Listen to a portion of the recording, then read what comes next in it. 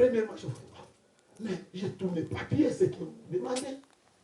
Mais qu'est-ce qui se passe? C'est la première chose. Je dois examiner ce qui se passe en moi-même. Comme j'ai dit hier, il faut examiner. J'ai parlé de trois choses. Si ce n'est pas le péché, qu'est-ce qui est en train de me perturber? Sera le pardon ou manque d'amour? Surtout des critiques devant les serviteurs de Dieu. Si il y a des problèmes avec un serviteur de Dieu, allez consulter le serviteur et parler avec lui. Ne reste pas à critiquer dans ta maison, c'est très dangereux. Tu sais ce que tu vas transmettre à tes enfants? L'incrédulité. Donc, il faut voir, s'il n'y a pas ces choses, moi je ne me tairai jamais. Je ne me tairai jamais, car j'ai la foi. C'est le matériel que Dieu m'a donné pour résoudre mon problème. Dieu. Et la Bible dit, sans la foi, personne ne peut plaire à Dieu. Donc ma foi doit plaire à Dieu. C'est pour cela, lorsque les choses ne marchent pas, moi j'actionne ma foi. Ma femme connaît. Lorsque je vois des complications, je commence à voir ma vie premièrement. Je vois ma vie. Qu'est-ce que je n'ai pas fait? Qu'est-ce que je ne fais pas? Je suis un serviteur. À des fois, j'ai désobéi à l'ordre de l'Éternel. Car à des fois, il y a des choses que Dieu nous révèle pour négligence. À des fois, ça peut créer des problèmes dans ma vie. Mais lorsque je comprends qu'il n'y a pas de problème, je ne me tais pas. Je me bats. Parce que si celui-là a resté, moi aussi j'ai le droit de rester. Amen. Amen. Amen. Ne t'inquiète pas, enfant de Dieu. Toi, tu n'es pas qui que ce soit. Même tu passes dans des afflictions. Même tu passes des problèmes. Toi-même, à des fois, tu te vois que vraiment, moi, je suis inutile. Qui te dit que tu es inutile? Tu sais combien que tu as coûté? Alléluia. Tu sais combien tu as le prix devant Dieu? Amen. C'est papa. Pour être comme chrétiens que nous ne sommes pas inutiles. Si toi me minimises, mon Dieu me considère. Amen. Si toi me rejettes, Jésus me reçoit, me récupère. Donc c'est ça. Donc ta foi, c'est pour toi aussi. Bénéficier de ta foi. Agis selon ta foi. Dieu veut que tu agis. Tu ne peux pas garder ta foi pour toi-même sans agir et tu passes mal. Tu passes de grands soucis dans ta vie. Non! Actionnez ta foi et tu verras la gloire de Dieu. Alléluia. Là, on vit Bartimée dit, je veux recouvrir ma vie. Parce qu'il savait qu'il voyait. Amen. Amen. Ton commerce est tombé. Et tu t'étais. Non. Je vivais bien. Et tu dois continuer à vivre bien. C'est ça la foi. Actionner ta foi. Au bénéfice de toi-même. Donc, ne te laisse pas. Non, on m'a rejeté. Surtout lorsqu'on dit quitter le territoire. Toi aussi, tu quittes. Voilà.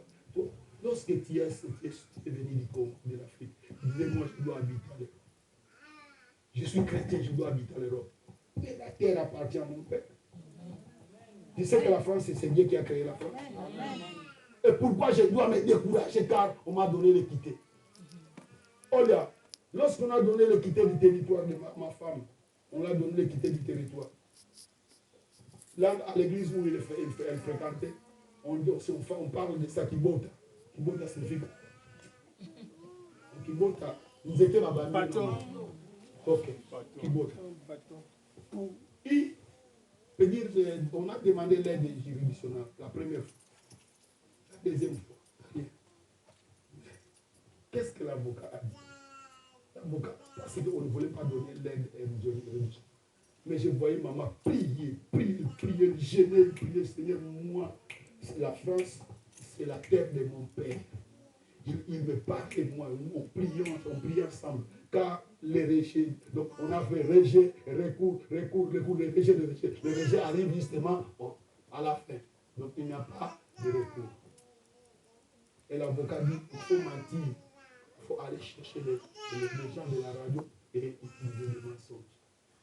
Nous, on dit, sans nous, il n'y a pas de mensonge, car notre Dieu, c'est Dieu de la vérité. Amen. Qu'est-ce qui s'est passé? Lui-même, l'avocat, a mis un avocat blanc, a mis son femme, la maman. Et on est allé, le même jour, le même période, moi j'étais ici. Et on est allé, et ils sont allés au tribunal. Là, au tribunal, l'avocat dit qu'ici, je n'ai jamais gagné. Donc ici, c'est zéro. Je n'ai jamais gagné dans ce tribunal. Mais si je peux gagner, c'est le miracle. Maman est témoin. Lorsqu'elle a dit le miracle, maman est venue me rencontrer là où j'étais en retraite. Dit, papa, l'avocat dit ici, il n'a jamais gagné. Mais si on gagne, on va gagner. C'est vraiment seulement le miracle, mais il n'est pas sûr. J'ai dit à maman, maman, ne t'inquiète pas, parce que le miracle, c'est une prophétie. Le miracle, c'est pour nous, ce n'est pas pour eux. C'est nous qui sommes les propriétaires des miracles. Amen. Lorsqu'il y a des régions, il y a une lumière que Dieu met devant toi. Bon, après avoir compris qu'il y a une lumière, il y a quelqu'un que Dieu a mis dans ton chemin. Tu verras le succès. Dieu ne va pas t'abandonner à cause de ta foi. Amen. Il mettra dans ton chemin quelqu'un que toi, tu n'as jamais compté. Amen. Il viendra te secourir à cause de ta foi. Si tu sais que ta foi aussi peut être au bénéfice de moi. Amen. Amen. Et qu'est-ce qui est arrivé? Bon, on est là, on a prié. On va recevoir la réponse dans 7 jours. Après 7 jours, l'avocat, on a gagné. Moi, je savais qu'on va gagner parce que nous sommes des gagnants. Amen. Toi aussi, tu es gagnant. Est-ce que si tu es gagné, tu peux dire waouh! Wow! Je ne vais pas te voir. Lève-toi et dis waouh! Même si tu n'es pas marié, je sais que tu finiras marié. Dis waouh! Donc c'est ça. Avec ta foi. Utilise ta foi pour toi-même. Ne continue pas à lamenter après. Tu penses que si tu lamentes, ça va changer la position. Non. Applique ta foi. Car la foi donnera la joie à Dieu. Lorsque Dieu est en joie, nous aurons la force de conquérir les choses. Amen. Amen. Amen. Donc la deuxième façon de recevoir les choses de Dieu, qui fait que Dieu peut opérer, c'est ta foi. Ne continue pas à lamenter. Des fois, moi, je suis vraiment triste. Lorsque je vois un chrétien qui commence à lamenter devant un païen, au lieu d'encourager les païens, on commence à affaiblir les païens. Moi, j'avais l'habitude, une mauvaise habitude. Lorsque je suis malade, qu'est-ce que je faisais? Moi, je ne voulais pas que les chrétiens voient que je suis malade. Parce qu'ils confient en moi comme leur pasteur. Ils voient que je suis malade. Et papa paye là. Papa paye là.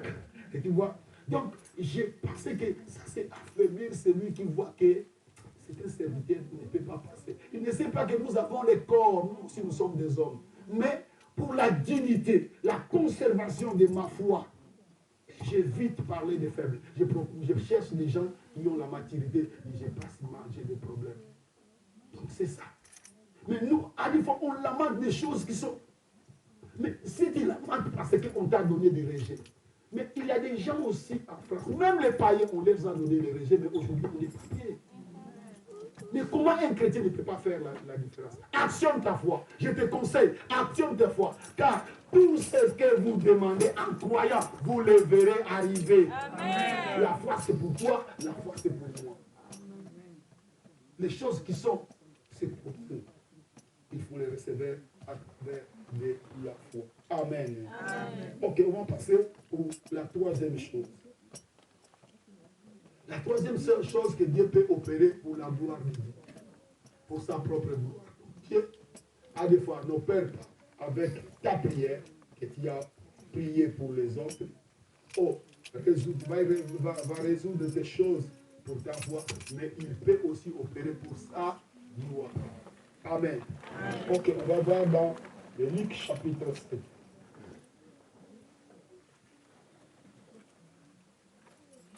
Luc chapitre 7.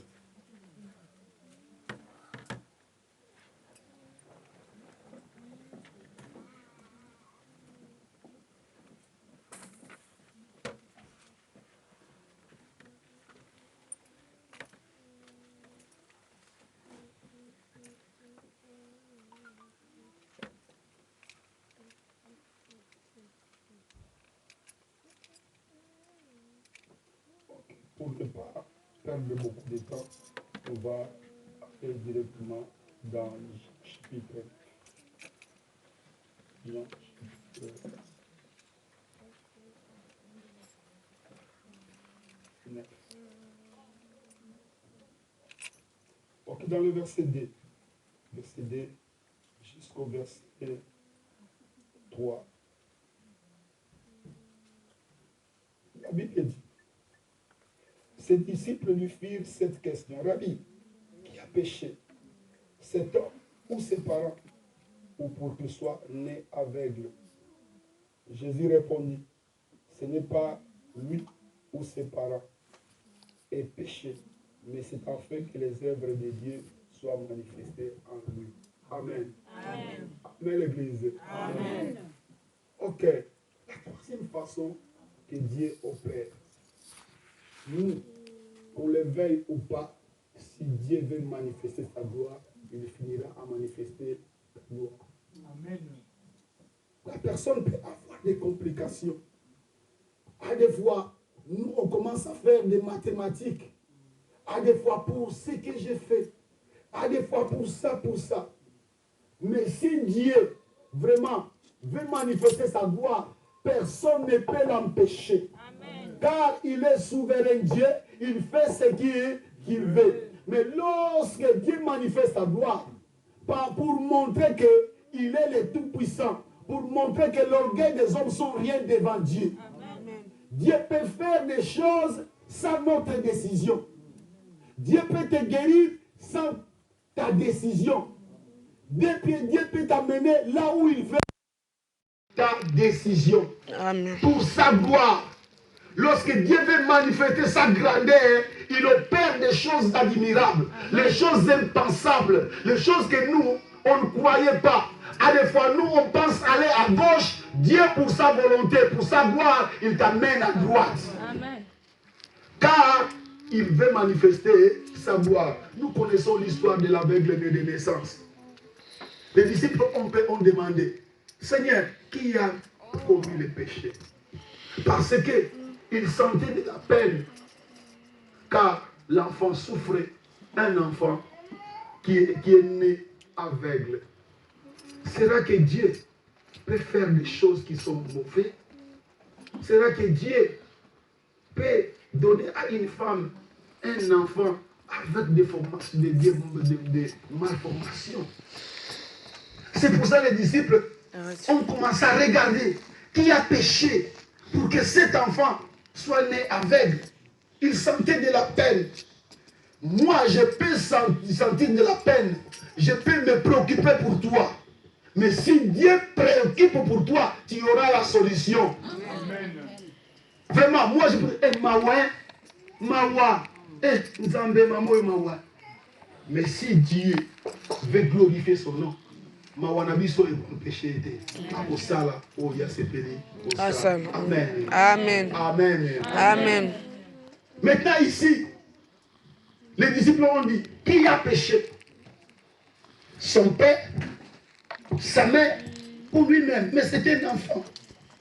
C'est là qu'il a mis des produits dans ses yeux pour ne pas voir. Pour qu'il est né aveugle. C'est là que leur maman, sa maman a mis des médicaments qui ont provoqué l'aveuglement. Qu'est-ce qui s'est passé? Lorsque dans notre vie, ça devient de qu'est-ce que c'est? Qu'est-ce que c'est? Comment je dois faire? Qu'est-ce que je dois faire? Qu'est-ce qui est nécessaire? C'est là où Dieu agit. Amen. Pour montrer que ce n'est pas toi qui opères, mais c'est Dieu qui opère. Même nous les serviteurs, à des fois on gêne, on prie aujourd'hui, lorsque j'arriverai, les gens vont voir la puissance. Mais lorsque tu seras là, rien ne va se passer. Tu sais, pour nous confondre que Dieu est au-dessus de toutes les décisions. Amen. Donc, si Dieu ici, il veut guérir qui que ce soit, si Dieu veut glorifier son nom, personne ne peut l'empêcher. Mais attention, lorsque Dieu glorifie son nom, c'est pour créer l'impact que les gens se répandent. Et que les gens voient la grandeur de Dieu et qui acceptent Jésus comme Seigneur et Sauveur. Amen. Et Jésus a dit clairement que ce n'est pas pour ses péchés. Ce n'est pas le péché de ses parents. Ses parents sont innocents. Mais pour que les œuvres de Dieu soient manifestées.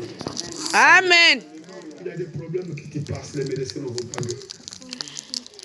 Il y a des choses qui passent dans ta vie, des problèmes qui passent dans ta famille.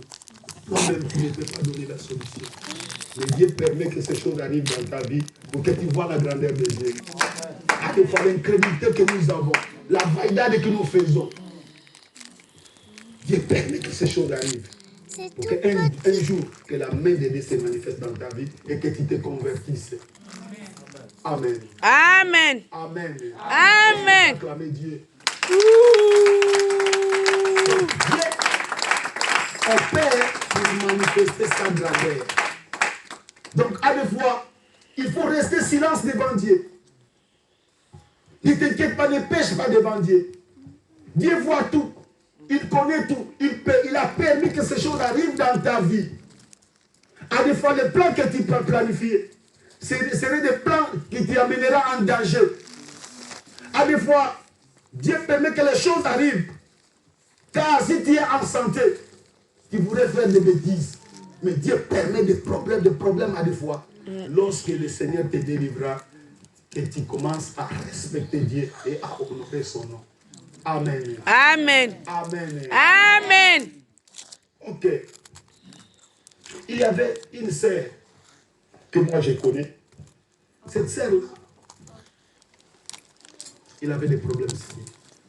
Et moi, j'allais là aller prêcher la parole de Dieu, prêcher la parole de Dieu. Il me disait, ah, votre Dieu, qui est votre Dieu? Ah, moi, si Dieu connaissait, il ne pouvait pas laisser souffrir comme ça. Et la sœur faisait l'adultère avec tout le monde. Un jour, la sœur a eu des sérieux problèmes sur son utérus. Elle a eu des problèmes sérieux. Et les médecins ont dit, bon, avec ces problèmes, il n'y a pas de solution. On va couper l'utérus. Et la sœur, lorsqu'il s'est jugé, lorsqu'elle tombait enceinte, comme elle était belle de figure, elle allait consulter le médecin pour retirer la grossesse. Et moi, je savais ça. Et j'allais lui prêcher la parole. Je disais, ah, rien. Nous autres, on a mon corps. Je dois faire ce que j'ai dit. Et lorsque j'ai des dents, il faut manger des maïs. De bons problèmes. Je sais. Mais j'ai prié pour elle. J'ai prié. Mais un jour, or, ce qu'il faisait, l'utérus était déjà affecté. Et les médecins ont eu la décision de retirer l'utérus. Elle qui pensait faire des enfants après, de faire sa vie, et les médecins ont eu la décision de retirer l'utérus. Justement, moi, je suis allé à l'hôpital visiter quelqu'un. Ce sont des choses merveilleuses. Je suis allé, j'ai vu, je disais, pasteur, il m'appelle pasteur. Il ne m'appelait pas pasteur, il m'appelait Paul. Il m'appelait pasteur. J'ai vu avec la figure comme personne qui a pleuré beaucoup. Pasteur, oh, tiens ici. Je suis ici. Puis, elle saignait et il y avait des mouches. Donc les médecins l'ont mis dans une salle isolée. Et moi, je suis arrivé là-bas. Je dis, pasteur, qu'est-ce qui se passe? Pasteur, le médecin dit, on va enlever l'utérus. Car je commence l'utérus commence à dégrader. Moi, j'ai dit, moi, je te disais, ce que tu fais, c'est pas bien. Maintenant, tu vois, ce qui n'a eu aucun qui. Moi, je dis, mais tu n'as pas écouté, c'est déjà trop tard. Je lui ai dit, c'est trop tard. Il me regardait, pasteur. Lorsque j'ai tenté de sortir dans la porte de l'hôpital, j'ai écouté une voix parler quelque chose. Je dois montrer ma gloire maintenant. Et j'ai retourné, je l'ai regardé. Dis, Seigneur, manifeste ta gloire dans cette femme. Je suis allé, je n'ai pas eu peur. J'ai pris ma main et je l'ai mis dans sa ventre. J'ai dit, Seigneur, c'est toi qui as plein de choses qui n'existent pas, qui viennent à l'existence. C'est toi le créateur qui peut faire quelque chose parce que pour que cette fille reconnaisse que tu es Dieu. Je ne vais pas parler en secret, mais visiblement. Lorsque la personne est petite, parler visiblement.